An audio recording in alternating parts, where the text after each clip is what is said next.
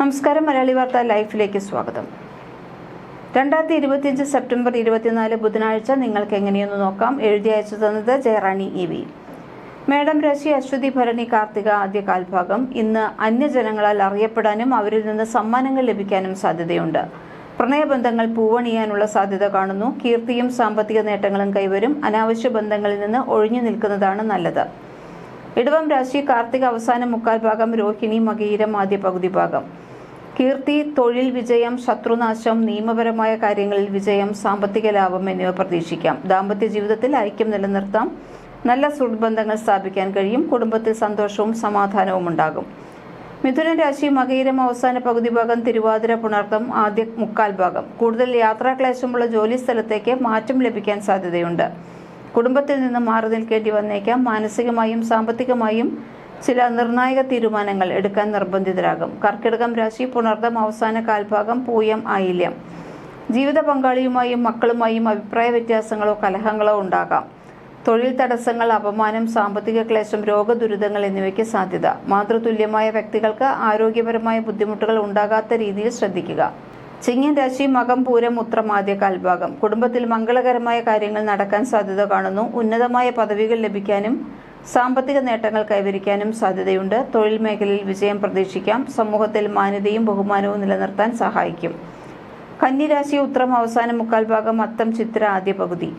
ഇന്ന് മറ്റുള്ളവരുമായിട്ടുള്ള ആശയവിനിമയങ്ങളിൽ വളരെയധികം ശ്രദ്ധ പുലർത്തേണ്ടതാണ്. അല്ലാത്തപക്ഷം തെറ്റിദ്ധാരണകൾക്ക് സാധ്യതയുണ്ട്. തൊഴിലിടങ്ങളിൽ അഭിപ്രായ വ്യത്യാസങ്ങൾ ഉണ്ടാവാതെ ശ്രദ്ധിക്കുക. കൂടാതെ സ്വത്തുമായി ബന്ധപ്പെട്ട തർക്കങ്ങൾക്കും സാധ്യതയുണ്ട്.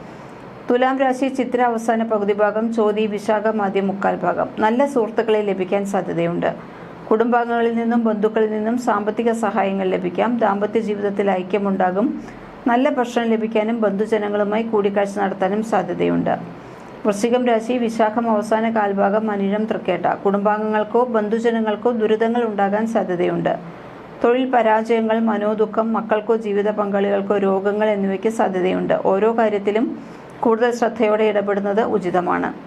ധനുരാശി മൂലം പൂരാടം ഉത്രാടം ആദ്യ കാൽഭാഗം. സമൂഹത്തിലെ ഉന്നതരുമായി പരിചയപ്പെടാനും അവരുമായി സമയം ചെലവഴിക്കാനും സമ്മാനങ്ങൾ ലഭിക്കാനും സാധ്യതയുണ്ട്. ദാമ്പത്യ ജീവിതത്തിൽ സന്തോഷം നിലനിൽക്കും. തൊഴിൽ വിജയം, സാമ്പത്തിക നേട്ടം, മനസ്സന്തോഷം എന്നിവ പ്രതീക്ഷിക്കാം.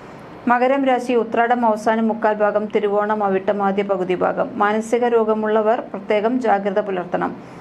അല്ലെങ്കിൽ രോഗം വർദ്ധിക്കാൻ സാധ്യതയുണ്ട്. വെള്ളവുമായി ബന്ധപ്പെട്ട കാര്യങ്ങളിൽ ഭയം ഉണ്ടാകാൻ സാധ്യത കാണുന്നു. അനാവശ്യമായ കാര്യങ്ങളിൽ ഇടപെട്ട് നിയമപരമായ പ്രശ്നങ്ങളിൽ അകപ്പെടാനും സാധ്യതയുണ്ട്. കുംഭം രാശി അവിട്ടം അവസാന പകുതി ഭാഗം, ചതയം പൂരൊരുട്ടാതി ആദ്യ മുക്കാൽ ഭാഗം. രോഗദുരിതങ്ങൾ അനുഭവപ്പെടുകയും ശരീരത്തിന് അസുഖം ഉണ്ടാകാൻ സാധ്യത കാണുന്നു. വരവിനേക്കാൾ കൂടുതൽ ചെലവുകൾ ഉണ്ടാകാൻ സാധ്യതയുണ്ട്. ഇത് സാമ്പത്തിക ക്ലേശങ്ങൾക്ക് ഇടയാക്കും. സ്ത്രീകളുമായി ഇടപഴകുമ്പോൾ ദോഷകരമായ അനുഭവങ്ങൾ ഉണ്ടാകാതെ ശ്രദ്ധിക്കുക.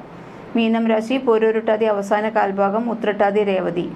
ജീവിത പങ്കാളിയുമായും കുടുംബത്തിലെ വേണ്ടപ്പെട്ടവരുമായും വാക്കുതർക്കങ്ങൾ ഉണ്ടാകാൻ സാധ്യതയുണ്ട്.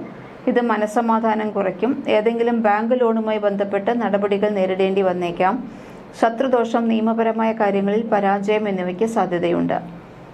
ജ്യോതിഷ സംബന്ധമായ നിങ്ങളുടെ പ്രശ്നങ്ങൾക്കും സംശയങ്ങൾക്കും സമീപിക്കേണ്ടത് ജയറാണി EV ആണ്. Phone number 9746812212.